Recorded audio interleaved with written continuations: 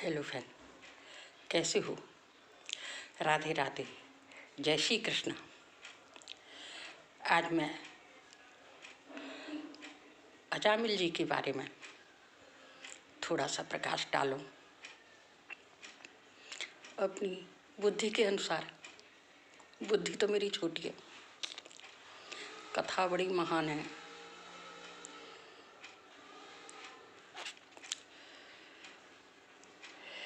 एक ऋषि थे, उनके एक बेटा था जिसका नाम था अजामिल। अजामिल को हवन के लिए समिधा लेने के लिए भेजा। अजामिल शादीशुदा था, एक बेटा भी था उसके। समिधा लेने के लिए गया तो वहाँ पर उसने एक सरोवर में वेश्याओं को स्नान करते हुए देखा। तो उसमें एक वेश्या थी, वो बहुत सुंदर, बहुत क्यूट, बहुत हैंडसम। उस पर उसका दिल आ गया। फिर वो वहीं रह गया और उसे इतना चाहने लगा कि वो अपना सब घर परिवार सब भूल गया, उसी के यहाँ रहने लगा। वो भी बहुत खुश थी और वो भी बहुत खुश था उस वेश्या को पाकर। वो अपनी पहचान भूल गया कि मैं किस ऋषि की संतान हूँ, मेरा क्या साधना में जीवन है। वो सब कुछ भूल गया उसके सौंदर्य, रूप लावण्य में। अब वो उसके यहाँ रहने लगा। उसके कई बच्चे हुए। तो समय पाकर एक दफे संतों की जमात आई। उन्होंने कहा कि भाई, है कोई ऐसा भगत जो हमारा भंडारा करा सके? तो किसी हंसी ठिठोली वाले ने कहा, हाँ है, एक अजामिल भगत है, उसके यहाँ चले जाओ। हंसी की हंसी, मजाक का मजाक। और महात्मा जी अपनी संतों के जमात को लेकर उसके दरवाजे पर आवाज लगाने लगे, हरिहर, अजामिल भगत की जय, अजामिल भगत की जय। अरे बन के आज कौन आ गया मेरे नाम की जयकारा लगाने वाला? देखा तो संत समाज खड़ा हुआ था और तो बाहर खिड़की में से झांका और नहीं, आज तो मेरे भाग्य खुल गए। संतों के लिए जाना पड़ता है, आज मेरे द्वारे पर संत आए, मेरे अहोभाग्य। वो नीचे उतर के आया और महात्मा जी से बोला, आइए, स्वागत है आपका, उनकी हमारा भंडारा करवाओ भगत जी। तो उनके हाँ, आपका भंडारा होगा। वहाँ सब तैयारी होने लगी, डेरा तंबू लगे और ठाकुर जी को पधराया गया सिंहासन पर और खूब जोर का भंडारा किया।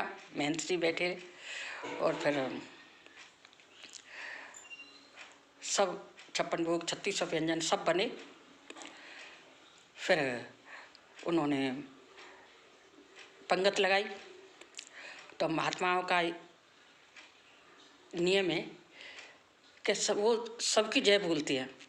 उसके बाद में जो कोई भंडारा लगाता है, जो बनवाता है भगवान के लिए, उसकी जय बोलते हैं। तो महात्माओं ने कहा, अजामिल भगत की जय। वो सोचे, क्या मैं भगत हूँ? मैं निकृष्ट पापी हूँ और मुझे भगत की उपाधि दे रहे हैं महात्मा। पर कुछ नहीं, चुप रहा वो। दोपहर के समय महात्मा जी के चरण दबाने लगा। फिर उसने बहुत विनम्र भाव रखा। तो महात्मा जी ने उनसे पूछा कि भाई तुम कहाँ के रहने वाले हो, क्या हो, और कितने बच्चे हैं, कैसी पत्नी है, क्या अपने बारे में कुछ परिचय दो। तो उन्होंने कहा कि तुम्हारे बेटे का क्या नाम है। और वो चुप। महात्मा जी बोले कोई बेटे का, वो तेरे बड़े बेटे का नाम लेने में शर्म करती है कि उसकी उम्र घटती है, इस वजह से। पर बताओ बेटा, तुम्हारे बड़े बेटे का क्या नाम है। रहीम। रहीम। दूसरे बेटे का क्या नाम है। रहमान। रहमान। हे भगवान, तुझसे तूने किसका अन्न खिला दिया हमें।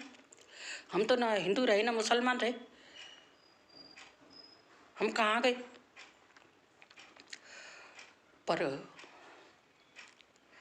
मुद मंगलमय संत समाजू, जिम जम जंगम तीर्थ राजू। गोस्वामी तुलसीदास जी ने कहा है कि संतों का समाज अगर कहीं भी जाता है, मिलता है, तो वो कल्याण ही करता है जीवात्मा का। पर कोई बात नहीं है। फिर अजामिल ने सारा वृतांत कहकर बताया। तो और कोई बात नहीं है बेटा, संत कहीं भी जाएंगे जीवात्मा का उद्धार का जरिए बता देंगे, कारण बता देंगे कि तुमको अब ये करना है। उनकी ठीक है। उनके अब तुम्हारे कोई बच्चा होने वाला है बीवी के। उन्हें हाँ अभी होना है। तो बेटा ऐसा करना कि उसका नाम नारायण रखना। उनकी ठीक है। महात्मा जी तो चले गए, संत समाज भी चला गया, पर उसको एक अवसर मिल गया अपना उद्धार करने का। अब उसके समय पाकर लड़का हुआ। तो वेश्या बोली अजी सुनते हो। मैंने क्या है कि जरा काजी को बुला लाना। वन काजी का क्या करना है। वन इसका नाम रखवाना है। वन के नाम तो रख गए महात्मा जी, नारायण। इसका नाम नारायण होगा। अब छोटा बेटा था। नारायण नहा ले, उठ नारायण सुबह हो गई। नारायण खाना खा ले। नारायण बैठ जा। नारायण सो जा। दिन भर नारायण ही नारायण करता। अब वो बीमार रहने लगा।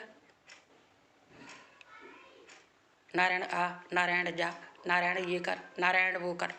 अब मौत आई। इधर से भगवान के पार्षद आए, उधर से भगवान के दूत वो जमराज के दूत आए। तो जब उसने यमराज के दूतों को देखा, नारायण आ, नारायण कहाँ है, नारायण बचा, नारायण बचा, नारायण नारायण ये मुझे लेने आ गए, नारायण नारायण जल्दी आ, नारायण जल्दी आ। भगवान के दूत आ गए। अब उन दोनों में लड़ाई हो। अब उन्होंने यम दूतों ने फंदा मार के गले में जो प्राणों को खींचा। अब वो लड़ने लगे, ये हमारा जीवात्मा है, इसे हम अपने लोग को ले जाएंगे। भगवान का नाम लेता हुआ मरा है। तो वन के इसने भगवान का नाम नहीं लिया है, इसने तो अपने बेटे का नाम नाम लिया है। अरे वन के नारायण और कोई दूसरा हो सकता है, हमारे प्रभु का नाम है, हम ले जाएंगे इसे। दोनों की लड़ाई में और दोनों जने छोड़ के चले गए। और अजामिल की आत्मा फिर दोबारा से उस शरीर में आ गई। वन के ये मैं क्या देख रहा हूँ, ये सपना है या ये हकीकत है। यानी हकीकत है। और वो फिर वन के ये सब नश्वर है, मैं किस चक्कर में पड़ गया, मैं क्या था और क्या बन गया। फिर वो यमुना किनारे, गंगा किनारे जाकर तपस्या करने लगे। तपस्या की तो समय पाकर उन्होंने प्राण छोड़े। तो विमान आया और पार्षद आए, भगवान को भगवान भी उसमें थे, स्वयं लेने के लिए आए।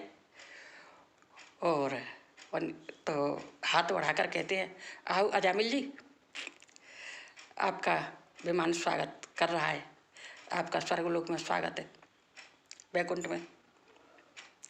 उधर में वहाँ पर यमराज के दूत और यमराज से कहने लगे कि अब हमको किसी को लेने नहीं जाना है, अब जहाँ कहीं भी जाओ तो आप जाओ।